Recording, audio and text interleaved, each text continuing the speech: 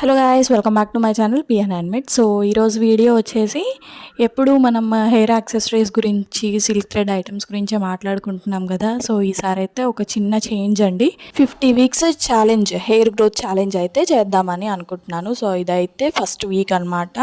Week 1లో నేను curry leaves అయితే select చేసుకున్నాను. సో కర్రీ లీవ్స్ తోటి మనకి ఎలాంటి బెనిఫిట్స్ ఉంటాయి, అసలు హెయిర్ అనేది గ్రోత్ అవుతుందా అవ్వదా, ఎలా సైడ్ ఎఫెక్ట్స్ ఏమన్నా ఉంటాయా, సో ఇవన్నీ కూడా రివ్యూ లాగా నేను ఇస్తానన్నమాట.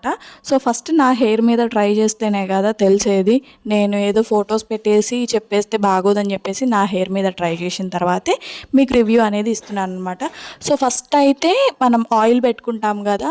సో ఆయిల్ కోసం నేను కొంచెం నా హెయిర్కి ఎంతైతే ఆయిల్ పడుతుందో అంత ఆయిల్ ప్యాన్లో హీట్ చేసుకొని దాంట్లో అయితే కర్రీ లీవ్స్ వేసేసాను. కర్రీ లీవ్స్ అనేవి బ్లాక్గా అయ్యేదాకా వేయించుకోవాలి. వేయించుకున్న తర్వాత దీన్ని వడకట్టేసుకోవాలన్నమాట. వడకట్టేసుకొని సో ఆయిల్ అనేది మనం ఒక్కొక్క పాయ తీసుకుంటూ, సో నేను వీడియోలో చూపిస్తాను ఎలా అనేది, ఒక్కొక్క పాయ తీసుకుంటూ మనం హెయిర్ అంతా కూడా అప్లై చేసుకోవాలన్నమాట.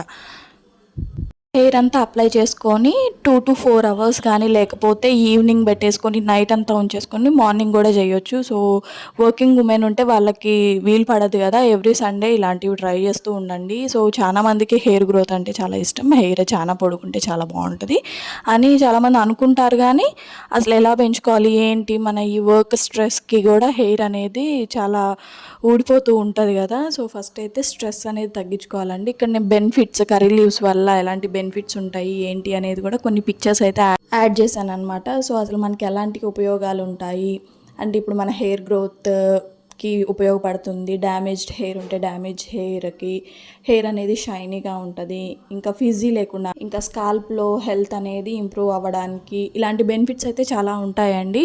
సో నేను ఈ 50 వీక్స్ ఛాలెంజ్ ఎందుకు సెలెక్ట్ చేసుకున్నానంటే, ఒక్క రోజులో అయితే పెరిగేది కాదు జుట్టు. ఆల్మోస్ట్ మనం ఎన్నో రకాల ఆయిల్స్ వాడుతూ ఉంటాము, ఎన్నో రకాల షాంపూలు వాడుతూ ఉంటాము.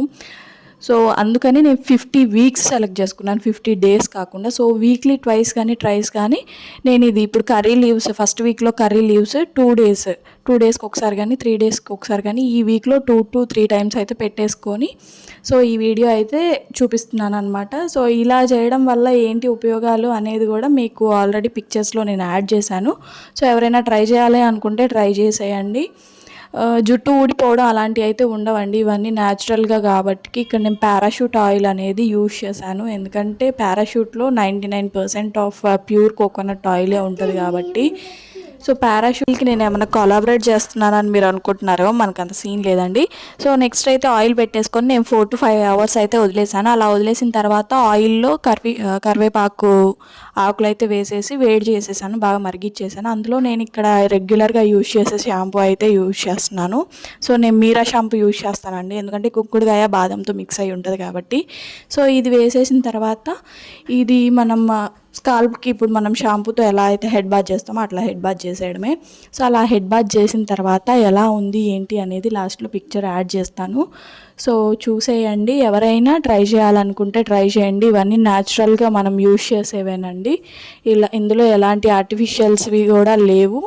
షాంపూ ఒక్కటే ఆర్టిఫిషియల్ అనుకోవచ్చు, కాకపోతే నాకు ఆ షాంపూ పడింది, నా హెయిర్ అనేది గ్రోత్ కూడా అవుతుంది ఆ షాంపూ యూజ్ చేస్తుంటే. సో అందుకని నేను అదే యూజ్ చేస్తున్నాను. మీరు ఏ షాంపూ అయితే యూజ్ చేయాలనుకుంటే అదే యూజ్ చేసుకోవచ్చు. లేకపోతే కుంకుడుకాయలు ఉంటాయండి, మనకి మార్కెట్లో దొరుకుతాయి, తెచ్చుకొని కూడా వాడుకోవచ్చు, ఇంకా చాలా మంచిదన్నమాట. సో ఇలాంటి హెయిర్ గ్రోత్ ఛాలెంజెస్ ఇంకా ముందు రాబోతున్నాయి. ఇది ఓన్లీ వీక్ 1 మాత్రమే, మనం 50 వీక్స్ ఛాలెంజ్ లాగా చేస్తున్నాం. సో మీరు కనుక నా ఛానల్ ఫస్ట్ టైం చూస్తున్నట్టయితే please do like, share and subscribe. Head bath చేసిన తర్వాత అయితే హెయిర్ చాలా స్మూత్గా, సాఫ్ట్గా, బౌన్సీగా అయితే ఉందండి. సో 1 వీకే కదా, ఫస్ట్ వీక్ కదా, సో మనకి పెద్దగా తేడా కనిపించదు అనమాట. సో ఇంకా మనం వీక్లీ ఛాలెంజెస్ చేస్తూ ఉన్నప్పుడు మనకి హెయిర్ గ్రోత్ అనేది ఆటోమేటిక్గా తెలిసిపోతుంది. సో మీరు నా హెయిరే చూడండి, సో పెరిగిందా లేదా అనేది మీకే అర్థమవుతుంది. So thank you for watching.